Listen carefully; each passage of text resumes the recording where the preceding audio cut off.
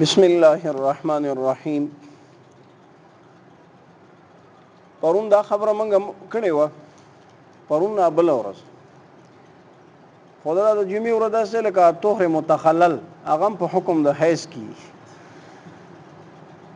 نو دا خبره مونږ کړې وه چې سبحانه کې درې تحقیق دي.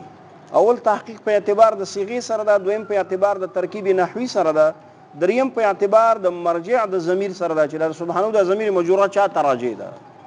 نو خبره زمونږ استاد په اول تحقیق وه چې دا صيغه کومه صيغه ده. نو صاحب د قاموس چې د لغاتو امام ده او د قاضي بیضاوی رایه دا و چې دا مصدر ده، د اعشا شاعر رایه دا و چې دا علم مصدر ده، او د امام سیبوی او د امام رازی رایه دا چې دا اسم مصدر ده. دا چې مصدر او اسم مصدر او علم مصدر د دوه ترمن فرق او څه ته وایي هغه مو پرونه وویلې. نو اوس راشه اعشا شاعر وایي چې دا چې ده عالم مصدر ده، یعنی دا عالم ده. عالم ولی وای ځکه سبحان چې ده کنه دا شعر ده کنه، لقد قلت لما جاءني فخره سبحان من علقمه الفاخري. وای ما ویل هر کله چې ما ته د فخر راغی د مفاخر چا بیان کړو ما اوریدو کنه، نو ما ویل سبحان من علقمه الفاخري، پاکی دی وی د اغه علقمه کبرجن، د اغه علقمه کبرجن. پوښی نو په دې شعر کې سبحان مستعمل شوی ده، د دلیل درته وایي د اعشا. او سبحان چې دا اسم معرب ده، اسم معرب چې استعمالیږي خامخا به منونی، که تنوین ور باندې ناراضي یا به الف لام ور باندې داخلي یا به مضافي. پوهیږئ کنه؟ ها الف لام خو دلته نشته، اضافت پاتې شو کنه. ها اضافت هم نشي کېدلی. ولې؟ ځکه که مضافي یا به مثلا د مذکور ته مضافي یا به محذوف ته مضافي، که مذکور ته مضافي هم نشي کېدلی، مذکور د علقمه ته. ولې؟ ځکه دلته فصل راغلی په مابین د مضاف او د مضاف الیه کې په مین سره، او د مضاف او د مضاف الیه ترمن له وجه شدت اتصال نه فصل ناراضي. ها نو که مضاف خو محذوف ته به مضافي، مضاف الیه به حذف شوی وي، دی به قطع شوی وي د چانه د اضافت نه کنه. نو مضاف چې د اضافت نه قطع کړی شي نو پاغه کې یو د امور ثلاثه ضروری ده، یا دوباره اضافت لکه یا تیم تیم عادین تا شرجامی کې ویلې ده دوباره اضافت، او یا تنوین عوض د مضاف الیه لکه یوم اذن کې یوم اذا کان کذا ده کنه، کان کذا حذف شو په عوض کې پیدا باندې تنوین راغی، یا حين اذن حين اذا كان كذا ده کنه، کان کذا جمله مضافه الیها د اذا ده پر هغه حذف شو په عوض کې چې راغی تنوین راغی. ها نو دوه شین او یا به مبني په ضمه سره چې کله مضاف د اضافت نه قطع شي. په سبحانه کې دوباره اضافت، په سبحان من علقمه کې سبحانه کې دوباره اضافت شته نه، تنوین پکې شته عوض د مضاف الیه نه، بنا علی ضم شته نه. نو پته ولګیږي چې نو مضاف د نور باندې الف لام داخله، او بیا هم اسم معرب دا اسم معرب منون وي، نو پته ولګیږي چې د عدم تنوین دی وی بل وجه نه ده، غبل وجه ده چې دا غیر منصرف ده. دا چې نه غیر منصرف ده. خاطر غیر منصرف ده، نو غیر منصرف کې خود دوه سبب پکار دي، یا یو سبب پکار ده چې قائم مقام د چاوي لکه کافی مناسب سوی وما يقوم مقامهما الجمع والف التانيث، هغه علت چې قائم مقام د علتين وي هغه جمع ده او الفین د تانیث دي. دلته جمع شته، دا صيغه د جمع ده، یا الفین د تانیث پکې شته نه. نو پته ولګیږي چې دوه سبب پکې نور دي، هغه دوه سبب چې دي، یو الف نون زائدتان او بل پکې علامت ده، بل پکې چې ده علامت. نو پته ولګیږي چې علامه مصدر ده کنه، علامه مصدر ده. صرف اخلاص شو. دا د اعشا شاعر رایه و چې دا علامه مصدر ده. د امام سیبوی او د امام رازی دا رایه خدا و چې دا اسم مصدر ده کنه، خو قوي احتمال پکې دا چې دا مصدر ده. مصدر چې ده مصدر ده. د امام سیبوی رایه ولی ضعیفه ده چې هغه وایي دا اسم مصدر ده.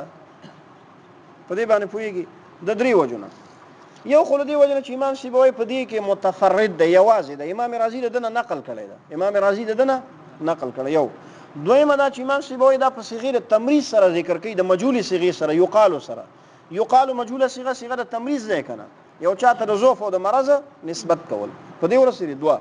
او دریم دا ده چې رسولم شارح قاضي هغه چې کله دلته د دې سبحانه تشریح کوي نو دا د مصدریت او د عالم مصدریت احتمال ذکر کوي، بیا لاندې په حاشیه منهیه کې، په حاشیه منهیه کې بیا د اسم مصدریت احتمال هم ذکر کوي. نو اول احتمال د چا ذکر کوي شارح قاضي د مصدریت، دویم د عالم مصدریت، دریم دا تقدیم د اسباب د ترجیح نه ده کنه. پته ولګی چې اولا مصدریت، دویم عالم مصدریت، دریم اسم مصدریت. حاشیه منهیه دي ته وایي کنه، دا راضي قاضي او مرزاید او دې شیانو کې دا خپل د مصنف له طرف نه هلته حاشیه سر کې داسې لیکلي لاندې منه یعنی من جانب المصنف، من جانب المصنف.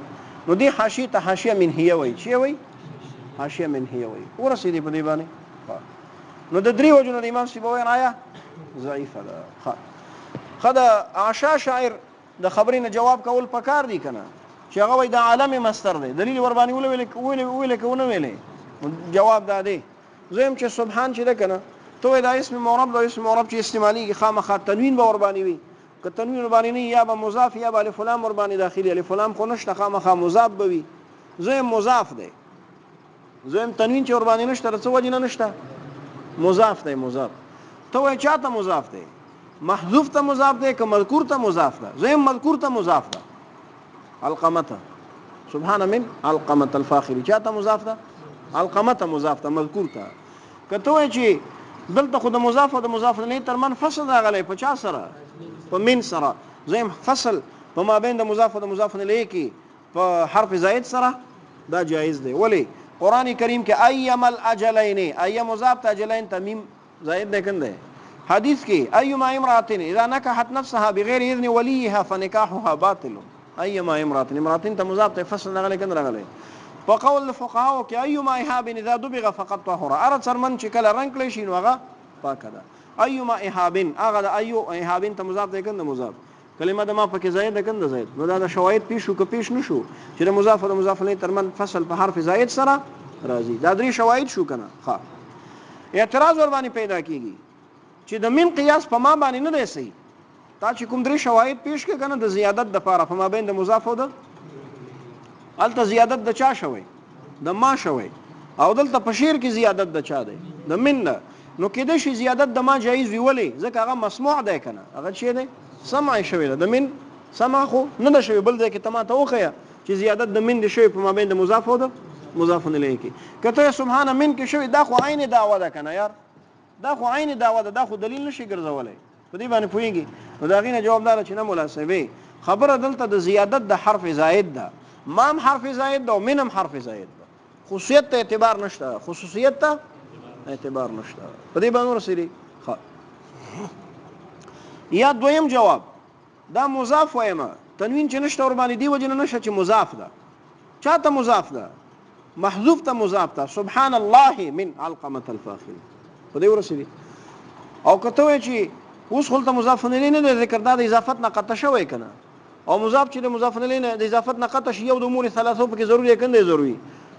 زم چې ګوره دلته دوباره اضافت ذکر نه ده شوی د وجه ضرورت شعرینه. دا دوباره اضافت کنه ده شوی د څه وجه نه ده شوی؟ د ضرورت شعری د وجه نه. او کته وای چې تنوین ولې ور باندې نه راغلی؟ خو تنوین به راغلی. نو زم چې ګوره تنوین سره وزن شعری خرابېږي. ښه دا دغه جوابم کېدلی شي. ښه تنوین سره په دې باندې ورسېږي. خو بل جواب کوم چې احسن علوم کړی ده هغه دا شوی چې دلته دا سبحان مصدر قیم مقام د فعل لیکل نه چې خپل عامل ده. نو په فعل باندې خو تنوین نه راځي کنه، نو په د باندې هم تنوین نه دی راغلی. په دې باندې ورسېږي.